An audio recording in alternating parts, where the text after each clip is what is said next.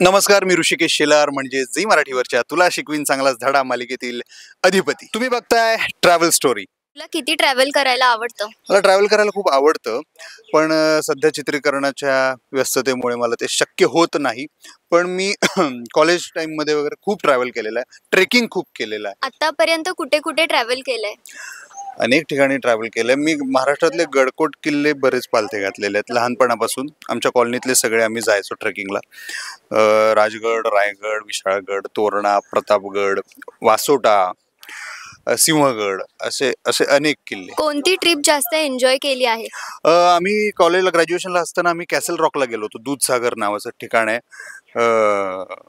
कर्नाटक आणि गोवा बॉर्डरवरती ट्रेननी जावं लागतं तिकडे. आणि पहाटे काहीतरी मला वाटते 3:30-4 वाजता ट्रेन तिथे पोहोचते. म्हणजे तेव्हा तसं असायचं. आणि ट्रेन ती त्या स्टेशनला फार थांबत पण नाही, ती फक्त स्लो होते. तुम्हाला जम्प करून बाहेर पडावं लागतं.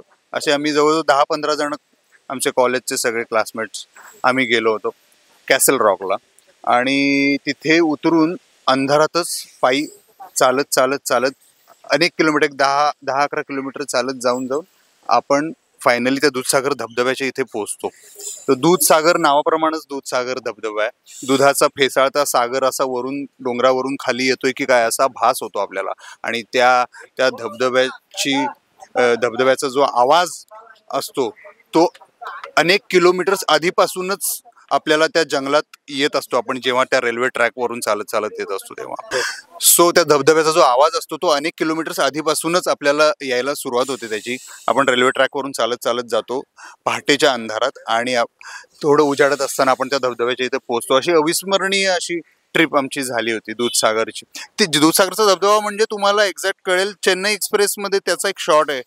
अशी वरून ट्रेन जाते आणि असा धबधबा वरून येऊन त्या ट्रेनच्या खालून परत पुढे पास होतो, असा एक शॉट आहे. तो दूधसागरचा धबधबा आहे. कोणासोबत ट्रॅव्हल करायला आवडतं?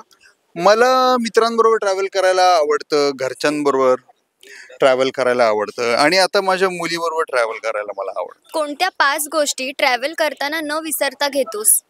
कोणत्या 5 गोष्टी? एअरपॉड्स, फोन, वॉलेट अर्थात, आणि काय, कॅमेरा असतोच. फोनमध्ये असतोच, पण जो प्रॉपर DSLR वगैरे असा कॅमेरा असतो तो कॅमेरा, आणि ट्रायपॉड. ट्रॅव्हल मधला तुझा गमतीशीर प्रसंग, एखादा किस्सा? गमतीशीर प्रसंग तर तसे खूप आहेत. आम्ही जेव्हा कॅसल रॉकला गेलो होतो तेव्हा आमच्यातला एक मुलगा एक स्टेशन अलीकडेच उतरला होता. कारण आम्ही रात्रीपासून सगळ्यांना सांगून ठेवलं होतं की आपल्याला करेक्ट पहाटे उतरायचं. ती गाडी तिकडे थांबत नाही, तिकडे फक्त स्लो होते. आपल्याला अंदाज घेऊन उड्या मारायच्या चालत्या गाडीतून. त्यामुळे सगळे अलर्ट असे थांबले होते दारापाशी ट्रेनमध्ये. आणि काहीतरी झालं आणि आदल्या स्टेशनलाच त्याला असं वाटलं, थोडासा गोंगाट झाला पोरांचा की आता हे स्टेशन आहे का, हे नाही असं वगैरे. आणि त्याला त्याच्यात वाटलं की हा हे स्टेशन आहे बहुतेक, आणि तो मागच्या दारातून त्यानं उडी मारली.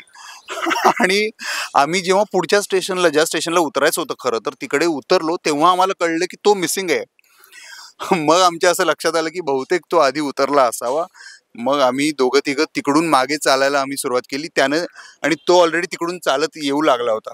आणि ते प्रॉपर जंगलात होतं, डेंजर अनुभव होता तो, पण भेटला शेवटी तो आम्हाला. ट्रॅव्हल करताना कधी फ्लाईट किंवा ट्रेन मिस झाली आहे का?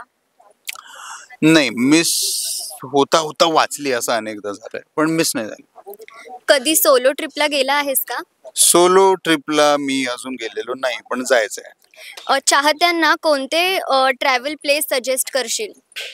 कोकणात कुठेही, आणि शिवरायांचे गडकोट किल्ले कुठेही. गड किल्ल्यावर ट्रॅव्हल करायला किती आवडतं? खूप आवडतं, मी जसं म्हणालो तसं. आणि खूप गडांवरती आणि किल्ल्यांवरती मी जाऊनही आलेलो आहे. आत्ता हल्ली ते होत नाही, गेली काही वर्ष शूटिंगमुळे, बिझी शेड्यूलमुळं. पण त्याच्या आधी कॉलेज टाईममध्ये वगैरे मी खूप केलेलं आहे. फॅमिली सोबतची नेक्स्ट ट्रिप कधी होणार आहे? फॅमिली सोबतची नेक्स्ट ट्रिप आत्ताच होणार आहे गोव्याला. पुढच्याच आठवड्यात मी चाललोय. माझ्या मुलीचा पहिला वाढदिवस आहे, त्यासाठी आम्ही सगळेजण चाललोय गोव्याला.